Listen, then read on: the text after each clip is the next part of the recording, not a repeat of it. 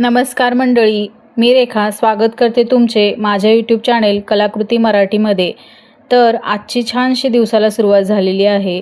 आज सगळीकडे आषाढी एकादशीनिमित्त भक्तिमय वातावरण झालं आहे। सगळ्यांच्या घरी देवपूजा चालू असेल, मंदिरामध्ये देवपूजा चालू असतील, काहींच्या घरचे वारीसाठी गेले असतील। तर आज खूप छान वातावरण सगळीकडे झालं आहे। तर पंढरपूरला जाणे, तिथले दर्शन घेणं म्हणजे तीर्थयात्रेला गेल्यासारखं आहे। तुम्ही दुसरीकडे कुठे देवदर्शन करा अगर न करा, पण पंढरपूरला जाऊन आल्यानंतर पूर्ण तीर्थक्षेत्राचे दर्शन झाल्यासारखे होते। म्हणून एकदा तरी पंढरपूरला गेलं पाहिजे। आम्ही आमच्या आईवडिलांसोबत म्हणजे माझ्या आईवडिलांसोबत, माझ्या मिस्टरांच्या आईवडिलांसोबत, दोन्हीकडच्या आईवडिलांसोबत आम्ही 2 वेळेस दर्शन करून आलो होतो। खूप छान दर्शन झालं होतं आमचं। पंढरपूर म्हणजे चंद्रभागा, मंदिर, सगळं कसं छान वातावरण असतं तिथं।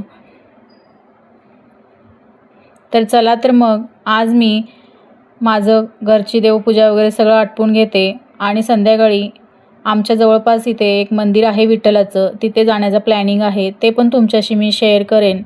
तर तुम्हाला माझे व्हिडिओ आवडत असतील तर प्लीज लाईक, शेअर आणि सबस्क्राईब करायला विसरू नका। चला तर मग आजची माझी उंबरठा पूजनपासून सुरुवात करूया। तर मी पहिल्यांदा आमच्या दरवाजासमोरचं वगैरे सगळं साफ करून घेऊन रोजच्या नेहमीप्रमाणे उंबरठा लेपन करून रांगोळी वगैरे छान काढून घेतली। असं रांगोळी वगैरे दरवाजामध्ये काढली की खूप छान वाटतं, बाहेरून येणाऱ्याला पण आणि आपल्याला पण खूप प्रसन्नता लाभते। तर मी सगळं दारासमोरचं वगैरे सगळं आवरून घेतल्यानंतर आतमध्ये देवपूजा वगैरे करून घेतली। देवपूजा केल्यानंतर घरात प्रसन्न वातावरण तयार होतं। तर अशी देवपूजा केली ना मला खूप आवडते।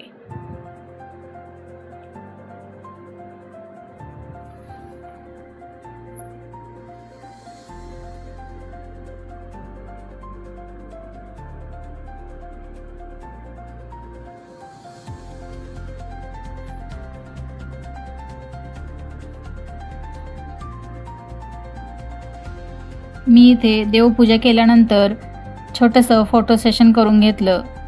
मला पण सगळ्यांसारखा मोह आवरला नाही।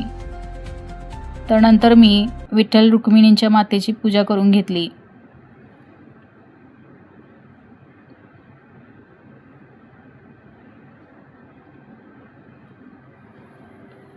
सगळ्यांसाठी सगळ्यांचं चांगलं होऊ दे असं मी मनोमन मागून घेतलं। तर इथे संध्याकाळी आम्ही आमच्या जवळपासच्या एका मंदिरामध्ये, विठ्ठल रुक्मिणीचं मंदिर आहे तिथे गेलो होतो। मुलांना घेऊन गेले होते मी।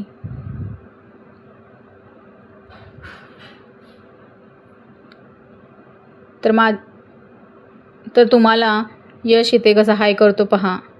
आणि माझ्यासोबत माझी एक फ्रेंडसुद्धा होती आणि तिचे 2 मुलं होती। हे पहा, ही माझी फ्रेंड आहे। आम्ही एकत्र गेलो होतो। त्यांची मुलं पण तुम्हाला हाय करतायत। तर मंदिरामध्ये पहा किती मोठी रांग लागली होती आणि हे आहे सुंदर मंदिर। तर इथं विठ्ठल रुक्मिणीचं मंदिर आहे आणि साईडला महादेवाचं मंदिर आहे। मी इथे फूल, नारळ आणि आपल्या विठ्ठलाला प्रिय तुळशीपत्र घेतलं आणि आतमध्ये पहा किती सुंदर वातावरण झालं आहे। देवपूजा खूप छान मांडली होती आतमध्ये मंदिरात आणि सगळीकडं भजनाचा आवाज, टाळचा आवाज, मृदुंगाचा आवाज पसरला होता।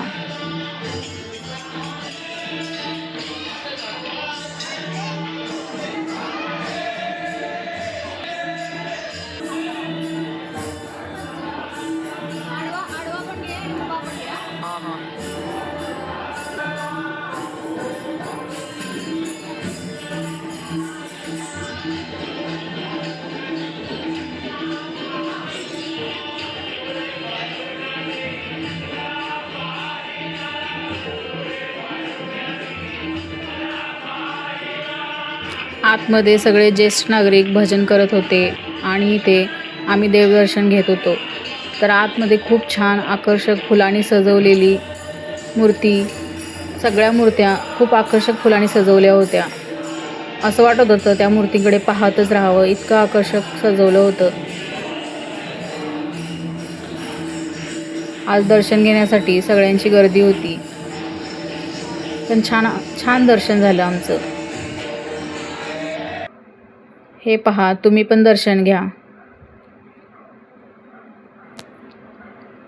आम्ही दर्शन घेऊन बाहेर येऊन थोडा वेळ बसलो आणि बाहेर भजन चालू होतं. तुम्ही पण त्याचा आस्वाद घ्या.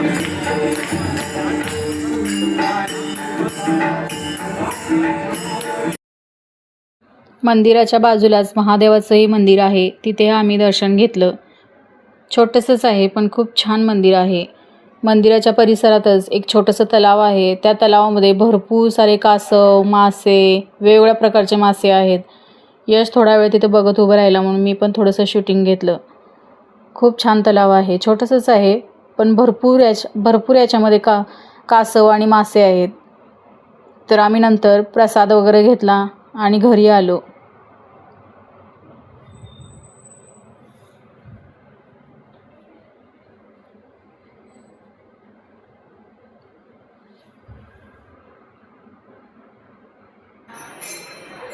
तर मी जस्ट आत्ताच मंदिरातून आले.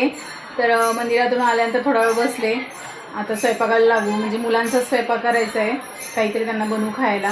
आणि माझा आणि मिस्टरांचा तर उपवास आहे. उपवासासाठी काय भगर बनवायचे. तर माझ्या पाठीमागे तुम्हाला सोसायटीमधील भजनाचा आवाज येत असेल. सगळीकडे भजन चालू आहेत. आता माझ्या गावच्या भजनाचा आनंद घ्या.